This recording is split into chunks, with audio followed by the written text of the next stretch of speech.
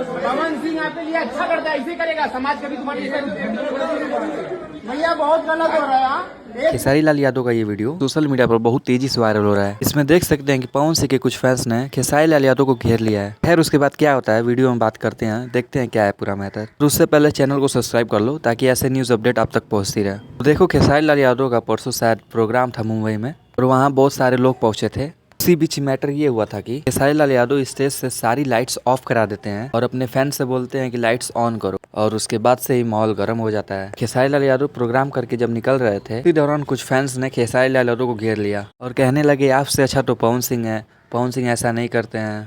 खैर आप लोग को तो वीडियो दिखाई दिया शुरुआत में, तो यही था कुछ मैटर छोटा सा, सोचे वीडियो बना ले।